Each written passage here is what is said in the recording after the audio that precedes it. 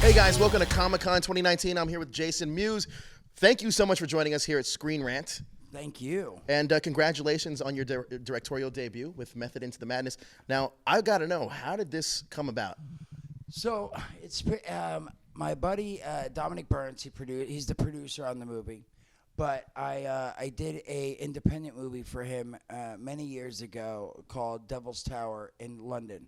I went out. I did like 4 days. I was like a smaller part, but I stuck around because whenever I'm in London, I like hanging out and taking a little vacation. But anyway, the point is, spend some time with him. He was like, dude, I really just want to ask you, like, you've been doing Jay, and you did Devil's Tower, which was like not the same character, but similar.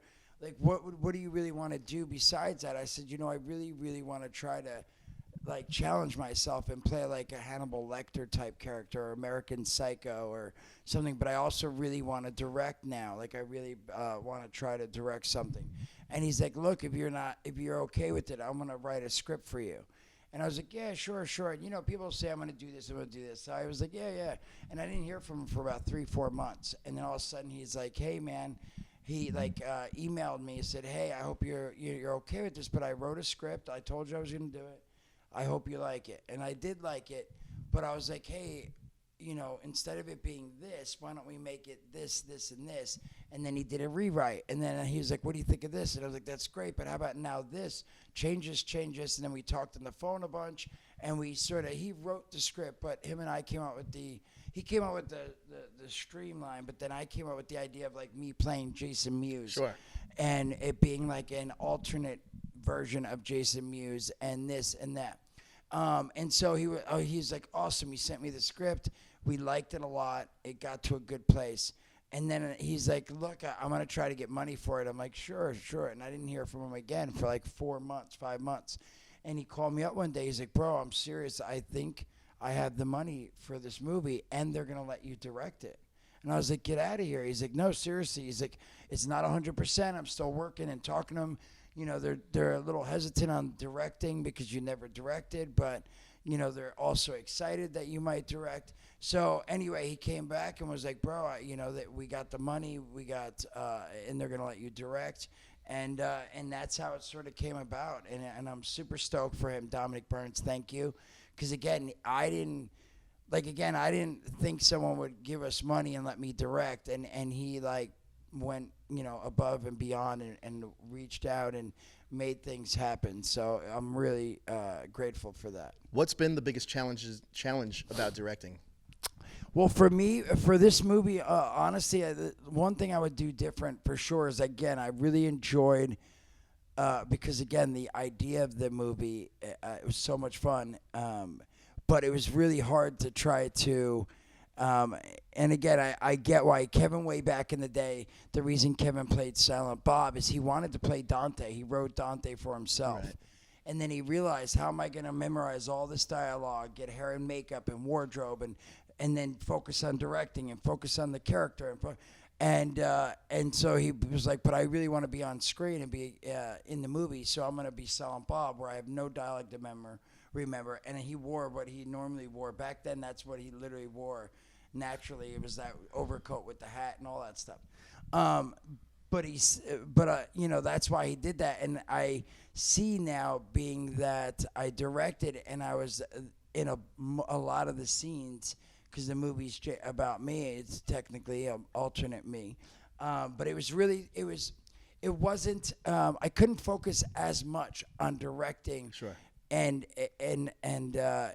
only directing. I had to sort of try to do both. And luckily, again, to Dominic Burns, Dominic has directed I don't know how many movies, but he's directed a Van Damme movie and a few other movies. So he has directed before.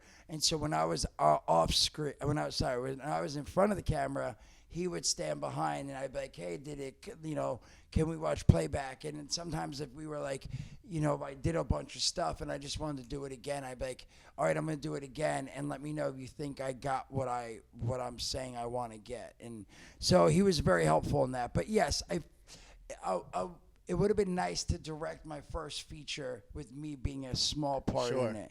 But again, I'm not complaining about it. I'm just saying it was tougher than expected. But again, the good thing I guess out of that is now that I've done that, where I'm the main character and directing, next time hopefully I get to do it again, direct with me not playing the lead.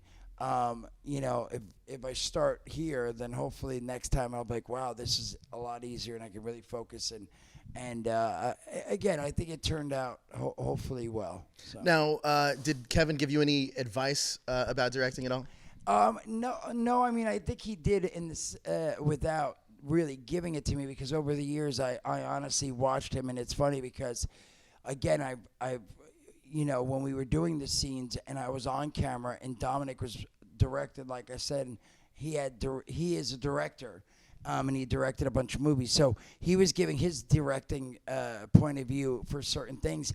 But I really realized I would go back to my style, which was sort of, you know, is based off of sort of Kevin's style. And it's interesting because Kevin edits his own movies. He's edited all his movies except for Mallrats.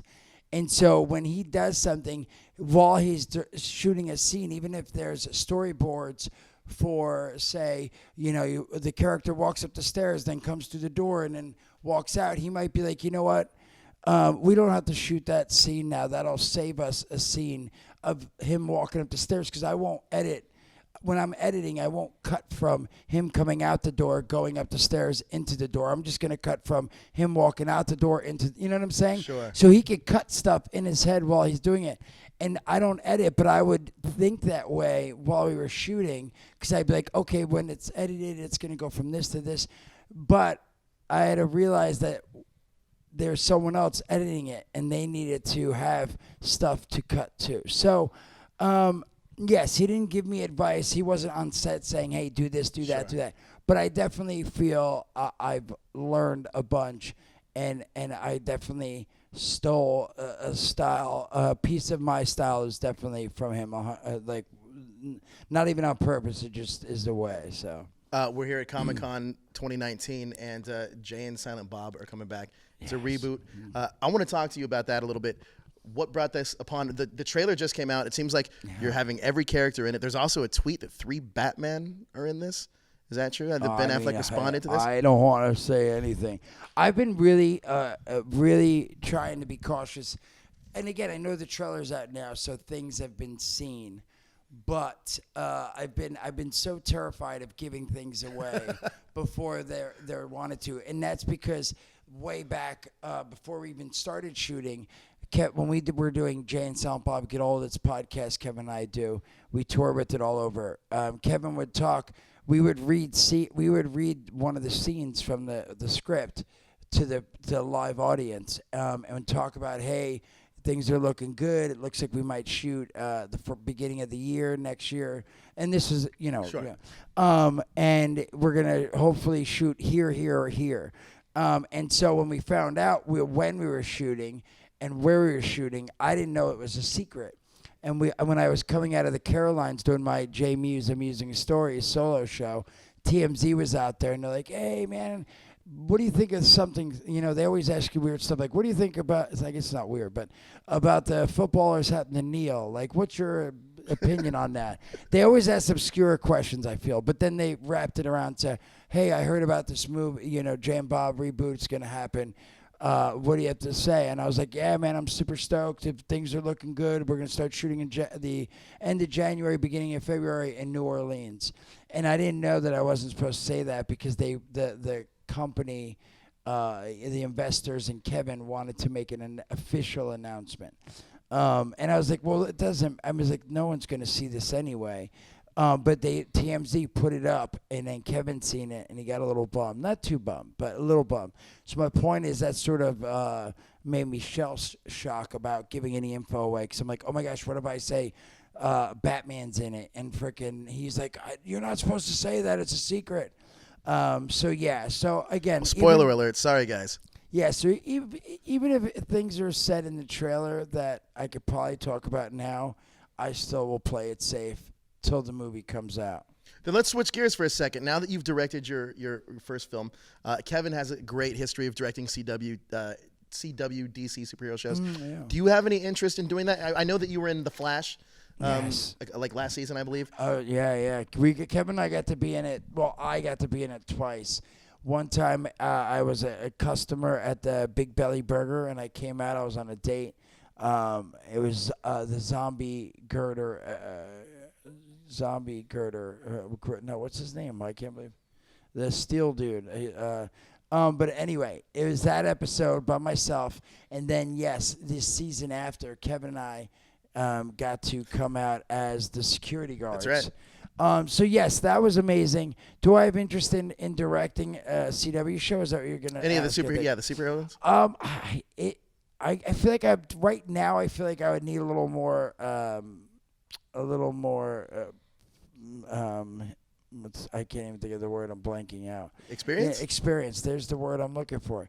I feel like I need a little more experience to feel comfortable going on a show as awesome and popular as those movies. Now you talked to me earlier about your love of the vigilante. But I'd love to be in some of the, we got to be in Flash twice. I'd love to be in Supergirl, and I'd love to do a cameo even in Supergirl or Arrow before it ends, or the new Batgirl. I mean, who knows? I mean, I think I should come out as a security guard. Kevin and I should be the security guards in all the different shows. But Vigilante, go ahead. Yeah, you talked to me about your love of the Vigilante, and he's been in the Arrowverse. Oh yeah, if we shall say. And here at Comic-Con, I saw you at the Hasbro breakfast earlier. What are some of the things that you're hunting down? Oh, so there's a Vigilante statue that is an exclusive. There's like Hasbro always has the best, most awesomest exclusives every year. I feel like it's like the one thing I always, even if I don't get to walk the floor a bunch or buy a bunch of things, I always go to Hasbro and pick up. Even there's always something. Like I always love the double packs that they have. Like this year I saw they're gonna have I forget what it's called exactly. They had the year before they had the Marvel's Vault or whatever. Yeah. And then the year before that they had the 8-pack of the Thunderbolts and all the packs. Yeah, there was a Defenders box set too. Yes, and this year it's two. I think it's called the seasoned Marvel or something like that. And then they have they have the Hulk 80th 80 year with the Wolverine anniversary. Yes, I mean there's so many cool things. Again, I don't even know them all because I usually look at the websites, try to find San Diego exclusive Hasbro stuff. But when until you get there, you're like, oh, I didn't see that. I didn't know they had this. They usually always have some kind of Transformers mix. It looks like I think they have Teenage Mutant or Ghostbusters. Excuse me. I think it's either Ghostbusters Transformer crossover. Oh yeah, the Ecto Ghostbuster. Oh, Optimus Prime or something. Yeah.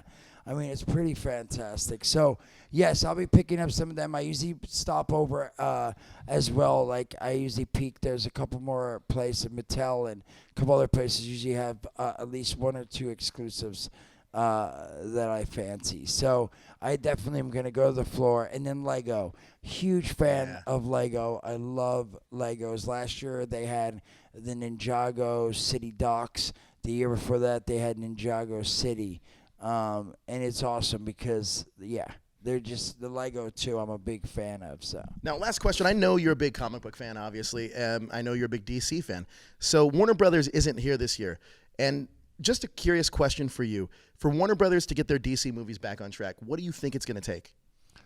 Oh, I don't know. I mean, that's pretty. It's a deep question, Jason. Yeah, it is. I don't know if I can handle that. I honestly don't. I don't know.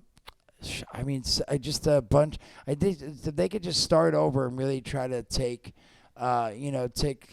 something from the Marvel universe and try to copy their, recipe format. But I don't know. I don't know really. But wait a sec. So you're saying Warner Brothers isn't here? The big Warner Brothers? They're not. There's no Hall H panel this year, man. No Warner Brothers Hall H presence this year. Oh my goodness gracious! Why? No, I'm just kidding.